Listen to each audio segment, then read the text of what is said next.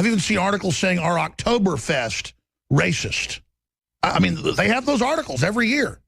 Should we get rid of Oktoberfest because it's too white? You go to an Oktoberfest, there's people every color out there having a great time. Eating sausages and drinking beer and eating pretzels. But that's what it's come down to, where if you're white or you're Christian, because that's where this is really going after, is Western civilization and the real Christian ethic. Not the megachurch ethic, but the real Christian ethic, where I see articles every day where you will have a Christian with a Bible at a college or at a public school or giving out Christmas cards. That happens every year all over the country. And they get called in and they get suspended or expelled, or the police come because they talked about Bible verses. Kellen McBreen wrote an article about this. School calls sheriff on 7-year-old for sharing Bible verses. California elementary school sent deputies to boys' home for distributing Christian materials. Well, you should be allowed to hand out birthday cards or Valentine's cards or cards. I mean, they teach Islam in the schools for, quote, diversity. But see, Christianity is prosada non grata. Remember, the Pope said 3 weeks ago in LaCroix newspaper, he goes, I just abhor, I just can't stand hearing about Christian roots of Europe. We need to stop this. This is xenophobic. This is colonialism. See, it is an attack on the West, period. Ladies and gentlemen, we are back live. I'm your host, Alex Jones. The news websites are Infowars.com and PrisonPlanet.com. Bottom line, I want prosperity. I want wealth. I want freedom of choice. I want the family and the human institution honored and protected. And I want to see our environment, the genetic registry of this planet, protected.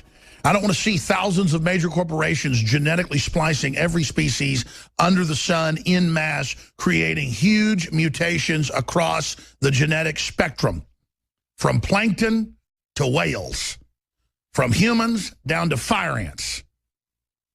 We are all being manipulated and changed, and the globalists are acting like the island of Dr. Moreau on PCP.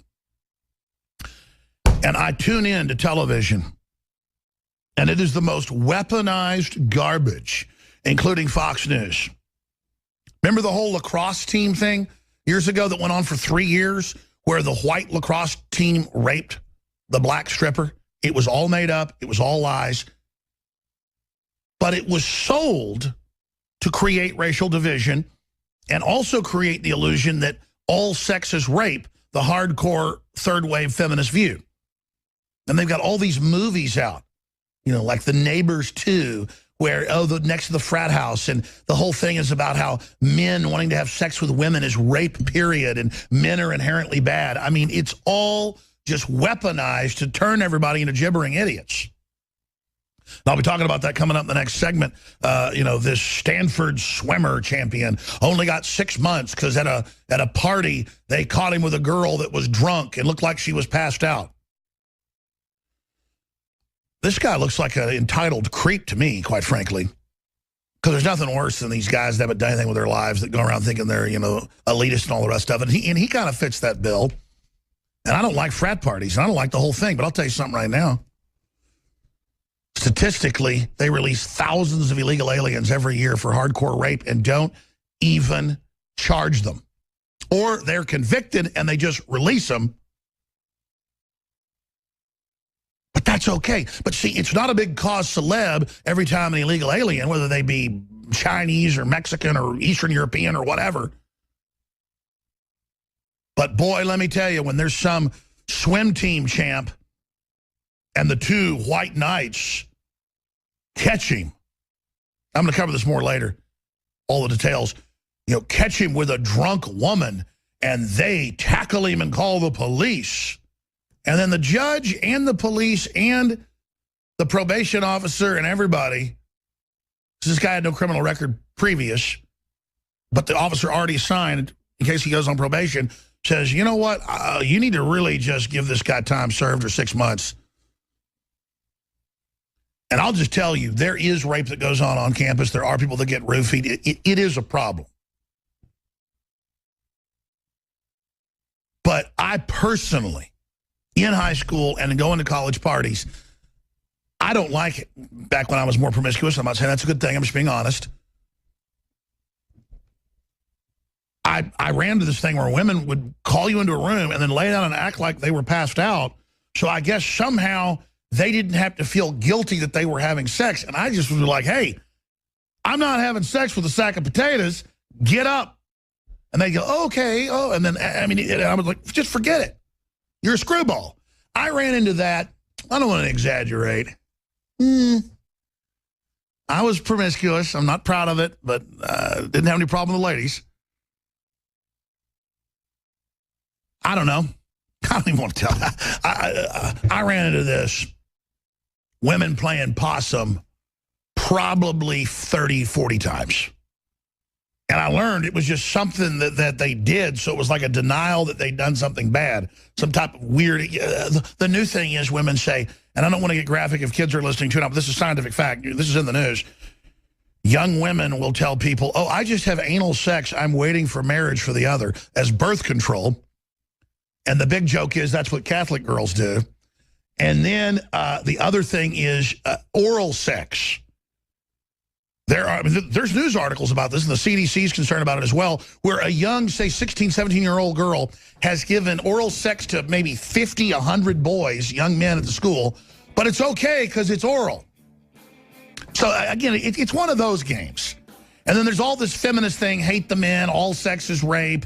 You know, if you don't give them a contract, you know, they can't have sex with you. Or if you wake up because you were drunk and now didn't want to do it, say it's rape. I mean...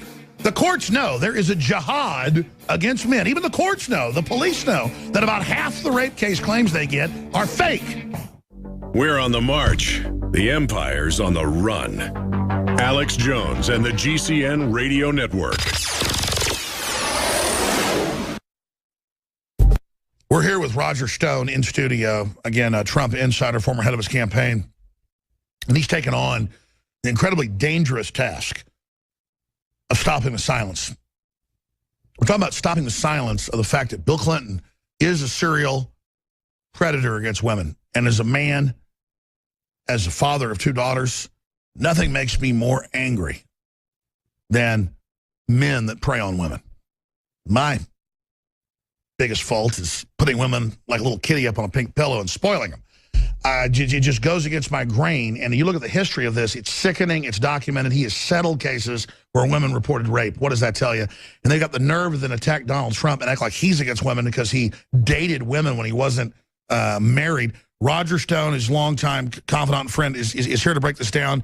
Stop the Silence is a major program you're launching. In the few minutes we have here, Roger, tell us about this initiative and how people that want to stop and counter real rape, how do they get involved? Alex, I think you just hit it on the head. Bill Clinton is a Bill Cosby-type sexual predator.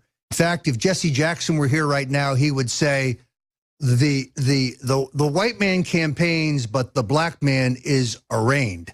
So we have set up a petition at iPetition.com called Stop the Silence that demands that Bill and Hillary Clinton hold a town meeting, an open town meeting, and address these questions. That's right. Address them. Respond. Stop the silence. If it isn't true, respond. So all we are asking here, and it's simple, which is go online, sign the petition. We want hundreds of thousands of people to demand the truth from Bill and Hillary. And by the way, let's go further. You've been banned on CNN, MSNBC, and let's just say it, you've been told on other networks, don't bring this up. You've been told all over, don't bring this up. They are scared to death of this. You've written the book on it, The Clintons' War on Women.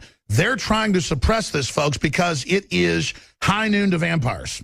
This is the single most potent issue regarding Hillary because it undermines her phony claim that she's an advocate for women. She is an abuser of women. So, folks, go to the petition, sign up, help us bring the Clintons to justice and help us defeat the mainstream media effort to suppress this issue. The Clintons always have the exact same tactic: attack the women. It's time for us to stop the silence. And while claiming they support women, now again, there's an iPetition. What's the website? One more time. You go to iPetition.com and sign up to help us stop the silence. We particularly, of course, want the signatures of women and girls. So please stop the silence there at iPetition. We'll put the URL here on screen. Thank you, Roger Stone, for standing up for women. Many thanks. Appreciate that.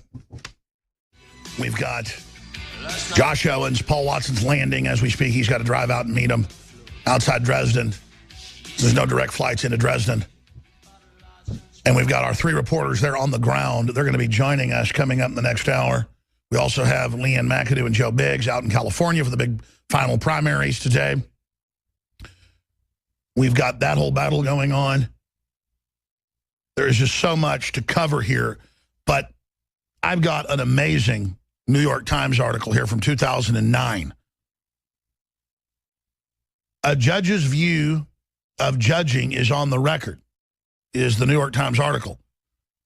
And she said, I would hope that as a wise Latin woman with the richness of her experiences would more often than not reach a better conclusion than a white male who hasn't lived that life, said Sotomayor, who is now considered to be near the top of President Obama's list of potential Supreme Court nominees. Hey, I think it'd be great to have a Hispanic woman on the Supreme Court. But let me tell you something about Sotomayor and Kagan. These penguin-like women are anti-gun, anti-republic, anti-free market, globalist slimes. And I am sick and tired of the media and the system and the culture. Look, growing up in Dallas, Texas, I experienced territorial gang-like activity from white people and from black people about equally, and it was bad. Any excuse to fight each other. Blacks wanted to fight blacks. Blacks wanted to fight whites, vice versa. Rednecks would just pull up. If they didn't know you, start a fight with you. It was horrible. Most cities aren't like that. I had no idea until I moved to Austin that most places weren't completely insane. And it was super male, super macho. Hey, I kind of like the whole liberal side of let's not beat each other's brains out. And I'll say it, I didn't run into a lot of trouble with Mexicans and racial stuff. Though, well, 5 of them were there, 4 of them broke my leg once. So I've only had Mexicans attack me because racially pretty much, once. So it was not like the rednecks because they didn't know me or the blacks constantly. But I was talking to a guy last night from Houston. He was Hispanic and white, which is kind of an oxymoron. Hispanics are Native American and white. I mean, that's what it is. But it gets the name from Hispaniola, which is Dominican Republic to the east and Haiti to the west. But again, the public doesn't have any of this information. It's just crazy. I could argue I'm Hispanic because I'm 13% Native American. It's just ridiculous. All it means is I can get a better tan. I don't care. I'm proud of my heritage. It's just such mental illness that I can't handle it anymore. And the way they push race-based garbage and the way they're doing it with Hispanic groups in the media and the universities is a travesty. And it's because they've already handicapped Latin America with communism as the supposed way to get out of crony capitalism. Well, Latin America is probably, on average, about 90%, look it up yourself, less wealthy than it was 60 years ago, thanks to getting into socialism and communism. How's it working out for you down in Venezuela right now? The New World Order doesn't want Latin Americans who are smart, super hardworking, and family-based to ever get their own economic system going because it will be independent, it will be vibrant, it will be amazing, and it will be explosive. So instead, that's why you've got all the free tuition for Latin Americans to come here and become the new ruling class of communists that are funded by big mega banks. And that's all it is. And that's what this judge in the Trump case is. And it's been documented and proven that a La Raza law firm and the La Raza group and this judge, all there are hardcore Mexican nationalist La Reconquista pushers, but that's only on the surface. The Ford Foundation cooked this thing up in the 50s. It's liberation theology out of the Central Intelligence Agency. It's all declassified. This is not my opinion. This guy works for the New World Order. And he's propped in there to stop some orange-haired nationalist popping up, pointing out that this guy's pro-Mexican. He doesn't mean Mexicans that are in the U.S. That's like saying, no, it'd be like if this guy worked for Germany but was a federal judge, and he said, this guy's a German. And he's ruling against me because I'm against Merkel. But see, that dog wouldn't hunt because it's white guys against white guys. But because they can say, oh, it's this Spanish Hispanic guy